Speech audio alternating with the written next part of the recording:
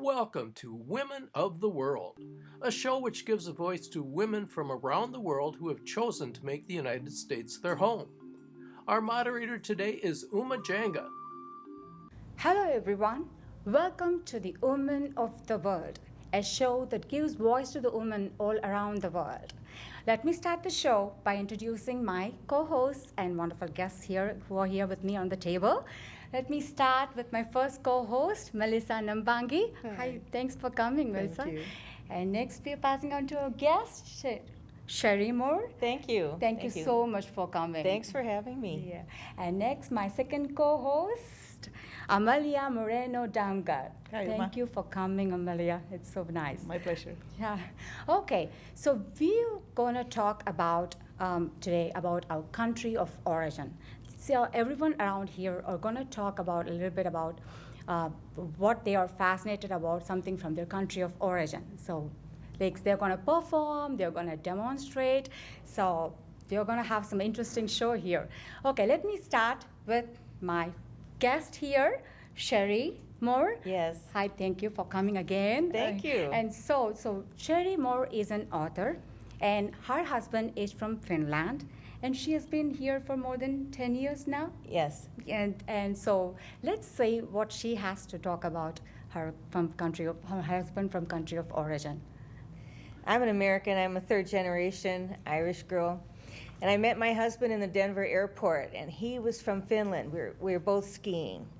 He came over when he was only 22. He'd been living on a very small farm in a very small town of 14 houses, and he moved to California first thing. He had family there. He had 3 brothers and 3 sisters. So he had a lot of support for getting started. First thing he did was 2 days after he came in, he engaged in enrolling in college. Okay. And that was the reason he came to the U.S. was to get a good college education. Mm-hmm. And eventually he became an engineer.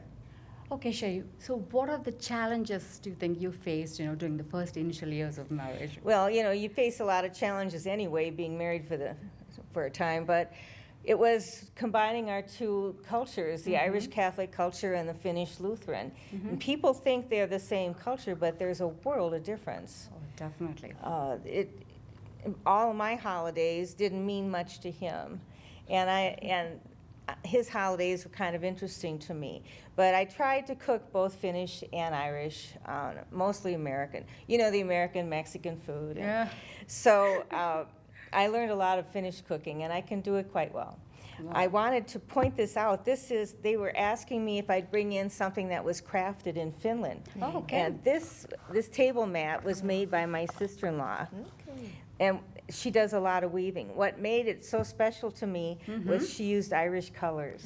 Wow, I can see that, yeah? Very nice. And I thought that was very thoughtful. So I have this on my buffet. It's very handy when you have hot food. You just put it down. You don't have to worry about the wood. So there's a lot of crafts, Finnish. They're very- They do a lot of crafts. They don't self-promote themselves much, but they have a lot of weaving that they do. Okay. They all weave their own rugs, and they're made out of long cotton strips. And they do a lot of other things too. Then don't they have a lot of embroidery works and then wood dishes and toys? And Yes, yeah. They have Itala Crystal, which is world famous. Marimekko started out as a designer of clothes, and they used very bright colors because the weather there, it's just like here, is in the winter it's very dark. So they use a lot of bright colors, and their national colors are blue and white.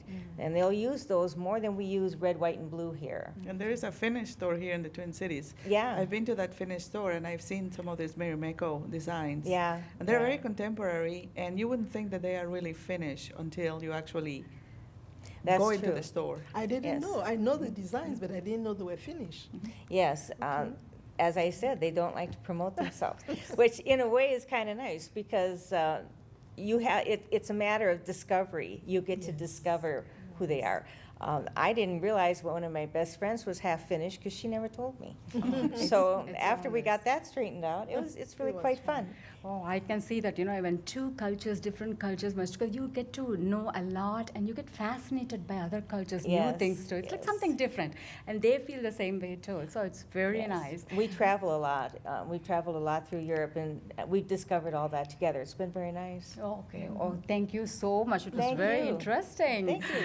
Okay. So let me just move on to my co-host, Yes. Melissa Nambangi. So what would you like to share today? Okay, I would like to share the background to the organization that I created and I run, the Minnesota African Women's Association, because it Wow. actually was an awareness, having to accept a new identity as African women. Because we come from different countries, we never look at ourselves back in Africa as African women. Oh. We know I'm a Cameroonian woman, that's a Nigerian woman, that's a Kenyan woman. So to come here and see that we were considered African women, we needed to create that and accept that identity. And for those who have accepted it, it's a lot easier for them to be able to work together. But there are some who are still stuck in, I'm from this country, I'm not the same as her. But what really helped in getting that identity, first of all, there is strength in numbers.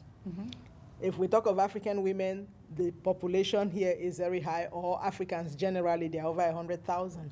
But if you have to start saying, oh, where are the Cameroonians? You might have 5,000 people show up. Oh, where are the Somalis? 70,000, stuff like that. So in order to get things done, it was essential to accept that African identity. And the way we did it, for me, first of all, I think one of the things that helped is the fact that I came here as a Hubert Humphrey Fellow. And after my year of the fellowship, I went on to grad school. Now, while I was attending grad school, I was teaching courses in the Women's Studies department. And one of the courses I taught was Women in World Cultures. And what that course made me realize was that we were not so different.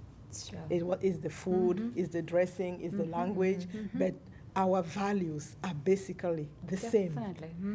Issues, the obstacles we have, the traditions that hold women down or anything are basically varied, but they exist in every culture. So it made it easier for me to be able to champion a cause like, okay, African women, let's get together because we are actually one. And so with that knowledge, and again with the good old Hubert Humphrey philosophy, where I learned that one person can make a difference, I started realizing that if you really think something needs to change, you should do it. Absolutely. And stop waiting for somebody else to do it. Yes. So that's how it started. Then I got to attend a few meetings, New American meetings and all, and I kept on hearing people go, but we don't see the African women. Where are the African women? So I'm like, oh, okay, there are so many of us and we are not seeing, it means we are not talking. So with my journalism background, teaching part-time and all of that, I figured I need to give a voice to African women. And so that meant I had to accept that I was not only Cameroonian, I was African. I had to accept that I was going to talk about things that are not obstacles to me, but are obstacles to a lot of other people. And that's where I started realizing that the fact that I grew up in a country where I already spoke English and wrote English gave me a lot of advantage here than women who come from countries where they never spoke English and they had to start learning it. And it's really, when I think of not being able to communicate anywhere, it's one of the scariest things for me. I always imagine like, oh my God, supposing I find myself in Russia and I can't say a word, you are like a baby. And so I could start empathizing with what the women were going through. And then I was working at a women's shelter. And we were very concerned about domestic violence issues. So when we decided we have to create an organization to serve African women, bearing these cultures in mind, we decided that we would ask the women what they want. And we were meeting with them. And though we were so concerned about domestic abuse issues, the women were more concerned about their daughters. Their daughters trying to fit in and getting into trouble and getting rejected and feeling inadequate and having low self-esteem. So that's how come we started with the girls program, which we do in 6 high schools and 4 community sites across the Twin Cities. Okay. But so some of the things that we realized held us a lot together was our dressing. We Americans tend to tell us, you guys love bright colors. And I'm like, yeah, I think that red you're wearing is a bright color too. But I guess, but our dressing, so distinctive. Exactly. And the head tie, which some people will say, you have to take off that cap. I'm like, it's not a cap. You know? So one of the things we did for the women's program, we did a sewing program, because that's just one of the values we grew up with. An African woman, we discovered in all our countries, they expect you to know how to cook, take care of babies, sew, or do this. Those are extra skills that you need to have as a woman. So every woman, every time they came to the office, they asked me, why can't we have a sewing program? So we eventually did a sewing program, and we had them sew clothes. Can you tell us a little bit about the dolls and the differences? Why there were like, this 6, is there any specific thing relating to the number? That No, not at all. It's just a different style. So now you all will recognize. So cute. Yeah. They So are. they kind of, the women made them, and then they had to reflect their cultures. Oh, So this one, typical Somali dressing. Okay. This is typically West African. A lot of Nigeria, Cameroon, will wear this white and have the wrap over it, which we call, well, mostly in Cameroon we call it wrapper because, because of the English influence. This is a style that originated in Senegal, but it's common. Oh, It's common to a lot of West Africa. This is the most common style in Cameroon. Wow. It is every woman, any fabric you have, we call this a kaba. Okay. So it's called a kaba. It can be casual. Okay. You can meet us cooking in the evening wearing kabas, or at a party wearing a more designed one. And this one also, this is called a gandura. That's my favorite. Okay. I like And that. very common along West Africa also. And this one is mud print. They call it tie and dye, and it's mostly women who make this. Oh, Then this is another kaba. You can see they are slightly different. Then of Sure. course the headgear. I had the pleasure of tying the head ties for all of them, and I just loved it because, whenever I dress a lot in African attire. Okay. What is the technique for wrapping the I wish the I headgear? brought one. Oh, I'm sure, we Let can. me see, we can I use, just kind of just to demonstrate. Oh. Most of the time, most of them, if they are very large, we will do that. Okay, so. Yeah. Oh. We will do that. And then we'll put it over the head. Oh, Melissa, Then you can tie it like that, you know? Yeah. thank you So those so are some. much. I know, I'm so sorry. We Yeah, can that's talk okay. about this for a long time, but we are running Yeah. out of time All right right. now. Yeah, so sounds we good. have to end this. But thank you so much, You're Melissa. It was welcome. so interesting. I think we need to have a separate session just for this, That I was believe. fun. to talk. Yes. It's really fun and very new. Thank you so much. You're welcome. Thank you, Sherri, for Thank coming. you. Thank you so much. It was very It's been interesting. wonderful. Yeah. Okay.